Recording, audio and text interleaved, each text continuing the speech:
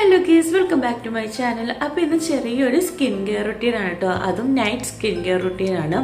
അപ്പോൾ എപ്പോഴൊന്നും സ്കിന്നൊന്നും കെയർ ചെയ്യാറില്ല, വല്ലപ്പോഴും മാത്രം ചെയ്യുന്ന കാര്യമാണ് കേട്ടോ. അപ്പോൾ അതൊന്ന് ജസ്റ്റ് കാണിക്കാമെന്ന് വിചാരിച്ചു. അങ്ങനെ ആദ്യം തന്നെ ഐബ്രോസ് ഒന്ന് ഷേപ്പ് ചെയ്യാമെന്ന് വിചാരിച്ചു. അപ്പോൾ എൻ്റെ ഐബ്രോസൊക്കെ കുറച്ച് വളർന്നിട്ടുണ്ടായിരുന്നു. അപ്പോൾ ഈ റേസർ യൂസ് ചെയ്തിട്ടാണ് കേട്ടോ ഞാൻ ഷേപ്പ് ചെയ്യുന്നത്. ഇത്തവണ അലോവേര ജെല്ലാണ് എടുത്തിട്ടുള്ളത്. ചില സമയം ലോഷൻസ് അല്ലെങ്കിൽ പൗഡറൊക്കെ യൂസ് ചെയ്യാറുണ്ട് കേട്ടോ. പക്ഷേ ഏറ്റവും സ്മൂത്തായിട്ട് ഹെയർ റിമൂവ് ചെയ്യാൻ പറ്റുന്നത് അലോവേര ജെല്ലാണ്. അതുപോലെ ഞാനിവിടെ എടുത്തിട്ടുള്ള ഹിമാലയയുടെ അലോവേര ജെല്ലാണ് കേട്ടോ. അലോവേര ജെല്ലാണെങ്കിലും റേസറാണെങ്കിലും നല്ല ചീപ്പ് റേറ്റാണ്, വലിയ റേറ്റും കാര്യങ്ങളൊന്നും ഇല്ല. പിന്നെ മാമ എർത്തിൻ്റെ ഒക്കെ ആണെങ്കിൽ കുറച്ച് റേറ്റ് ആയിരിക്കും അലോവേര ജെല്ല്. അങ്ങനെ നമ്മൾ ഐബ്രോസ് ഒന്ന് ഷേപ്പ് ചെയ്യുന്നുണ്ട്. അപ്പോൾ എൻ്റെ കുറച്ച് തിക്കായിട്ടുള്ള ഐബ്രോസാണ് കേട്ടോ. ഞാൻ പുറത്ത് പോയി ഐബ്രോസ് ആകെപ്പാടെ 3 തവണ ചെയ്തിട്ടുള്ളൂ. ബാക്കിയെല്ലാം ഈ റേസർ യൂസ് ചെയ്ത് തന്നെയാണ് ചെയ്യുന്നത്.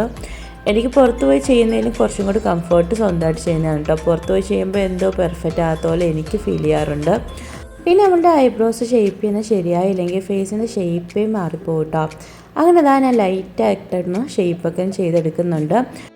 അതുപോലെ ഐബ്രോസ് ഒരുപാട് ചെറുതാക്കുന്ന എനിക്ക് തീരെ ഇഷ്ടമല്ല കേട്ടോ. അതുകൊണ്ട് തന്നെ ഞാൻ ലൈറ്റായിട്ട് ഷേപ്പ് ചെയ്യാറുള്ളൂ.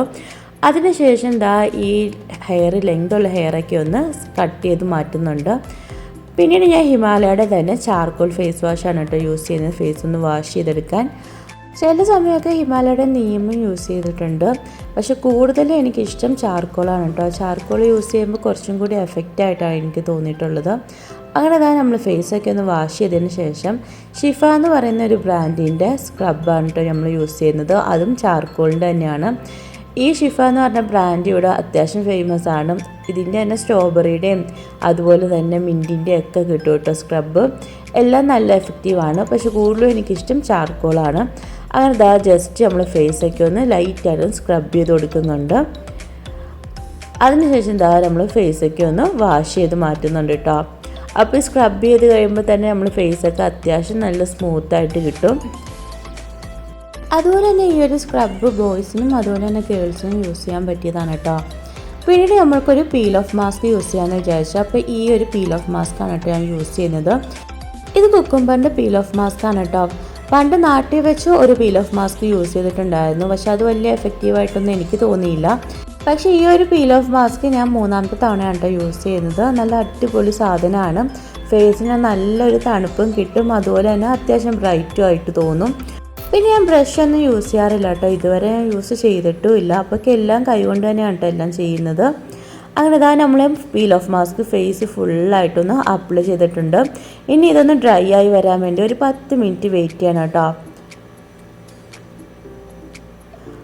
അങ്ങനെ നമ്മളുടെ പീൽ ഓഫ് മാസ്ക് ഒക്കെ ഡ്രൈ ആയി വന്നിട്ടുണ്ട്. ഇനി നമുക്ക് പതിയെ ഒന്ന് പറിച്ച് മാറ്റാം. അതുപോലെ ഈ ഒരു പീൽ ഓഫ് മാസ്കിനും വലിയ റേറ്റൊന്നും ഇല്ല, കറക്റ്റ് റേറ്റ് ഞാൻ മറന്നു പോയിട്ടുണ്ടായിരുന്നു കേട്ടോ. പിന്നെ ഞാനിത് അപ്ലൈ ചെയ്യുന്ന സമയത്ത് എൻ്റെ മുടിയും കൂടി അതിലേക്ക് വന്നിട്ടുണ്ടായിരുന്നു. അതുകൊണ്ട് തന്നെ പറിച്ച് മാറ്റാൻ ചെറിയ ബുദ്ധിമുട്ടുണ്ടായിരുന്നു. പിന്നെ നല്ല സ്മൂത്തായിട്ട് തന്നെ ഇത് പറിച്ച് മാറ്റാൻ പറ്റും കേട്ടോ.